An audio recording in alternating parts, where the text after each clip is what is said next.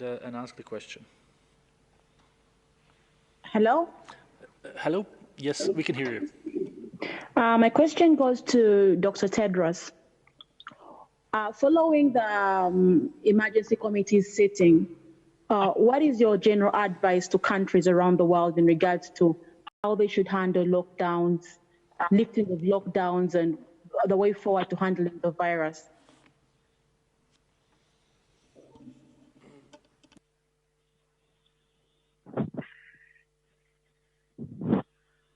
Sorry, difficulty finding the right button.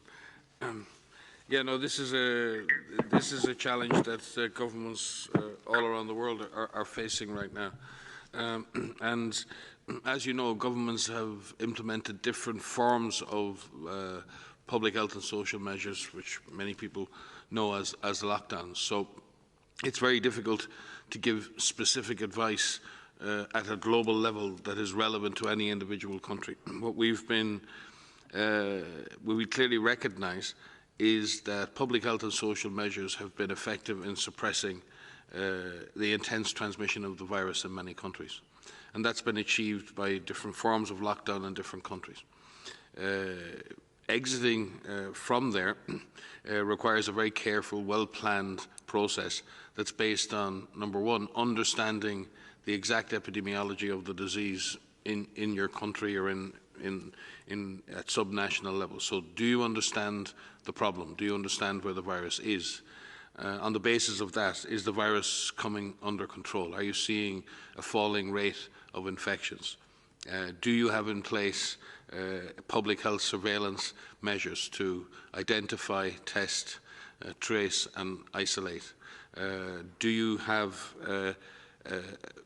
communities have the necessary information to protect themselves, and do they have the necessary means to protect themselves through physical distancing, hand washing, etc.? And has the health service been strengthened to a point where it can treat all of the cases effectively and protect health workers with adequate PPE?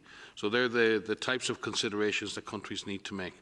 Then obviously countries need to consider, in the process of opening up their societies and their economies, which measures to change or relax first, and how to measure the impact of those changes. And what we hope, obviously, to see is that the reproductive number or north of the epidemic in any individual country will not jump up because of easing of certain measures. So it's really important as countries ease those measures that they're constantly on the lookout for a jump in infections, and in particular are dealing with transmission in special settings. And we've seen this in many countries. In Europe and North America, we've seen the disease in long-term care facilities. In places like Singapore, the disease in dormitories for migrant workers. So what we need to be able to do is understand that even if the disease is under control in the general population, there may be vulnerable populations or contexts in which the disease can take off again, spread, cause death, and potentially transmit back into the general community. So what we are advising is that countries take this measured, stepwise approach to the process and be ready, if necessary, to put back in place some of those public health and social measures if needed, should the disease jump back up. I know that is not, we do recognise, and I think all governments recognise, the difficulty of maintaining lockdowns for social, psychological and economic reasons. This is not easy. And we also recognise that particularly in developing countries, where the immediate economic impacts on contract workers and those who work from day to day for their daily bread is even more profound. So we are very anxious that we can move to a situation where the disease can be kept under control with less severe measures, but at the same time we want to avoid a situation where we release measures too easily and then we bounce back into intense transmission and we have to do it all over again. These are very, very difficult judgments for governments to make, but they must be done carefully and with eyes wide open. Thank you very much, Dr. Ryan. Hope this answers the question That came from Pamela from Uganda Network of Radios. Next question is from National Geographic, Sikan Akpan. If you can hear us, Mr. Akpan, please ask your question. Hello, can you hear me? Yes. Yes, thank you for taking my question, and it is for anyone willing to answer. Given what we know now about how the disease spread rapidly from China, does the emergency committee have any regrets over declining to declare a global health emergency during its first meetings on January 22nd and January 23rd? And if you could make the decision again, would you make a different one?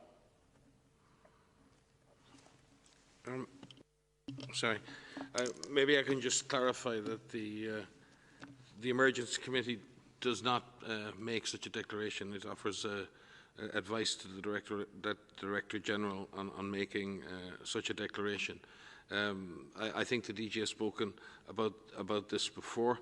The committee met and deliberated on those at that first meeting, and in fact extended its deliberations into the next day, and did not reach a consensus, and was very much not a consensus around whether the event constituted a global public health emergency at that point.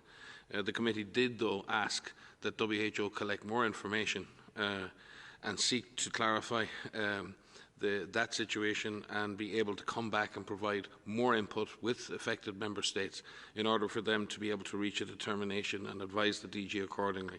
And as you know, in that subsequent week, much more investigation was done in affected countries. We saw also a mission to China led by the Director General himself, and immediately on return from China, he convened the committee again, and we presented, as well as countries presented, further data to the committee, and at that point the committee assessed that a global public health emergency existed and advised the DG accordingly, and he subsequently declared that same day.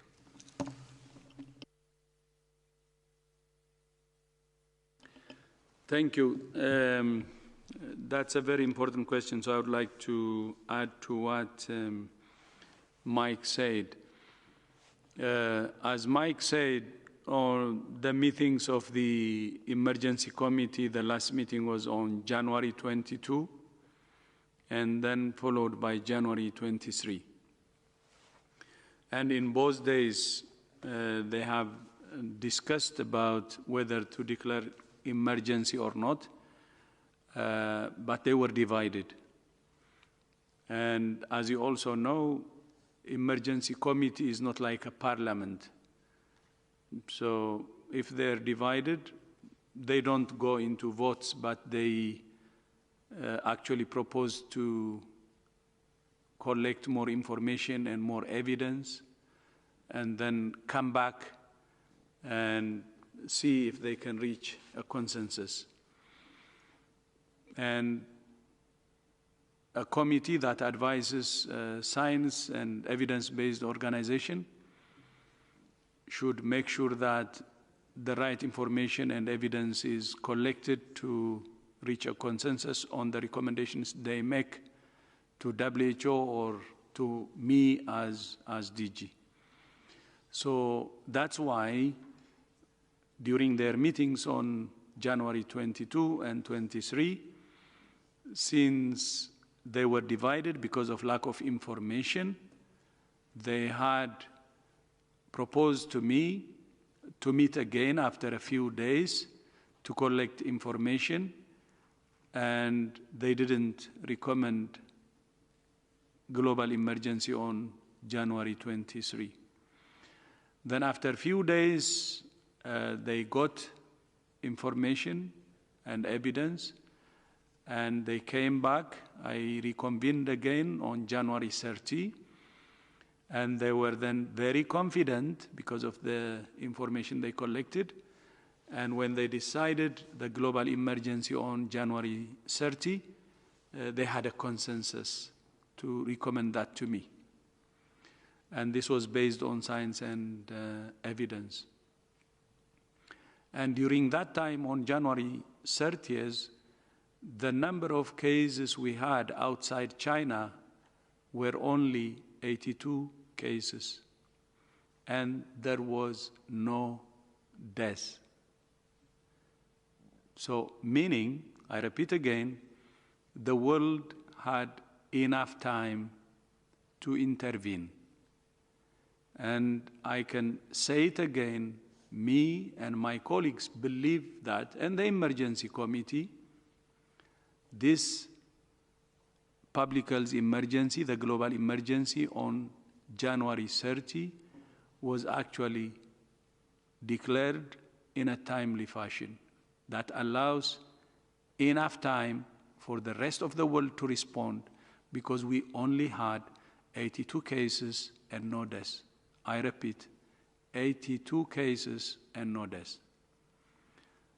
To declare global emergency in that situation, I think it says it all. It says it all. And anything between 22 and 30th January was to collect information. And then the other thing I would like to say is, even between 22 January or 23 January and 30th January, we didn't waste any time. We didn't want to waste any time. And as Mike said, we had to move immediately, travel to Beijing immediately to discuss with the leadership and to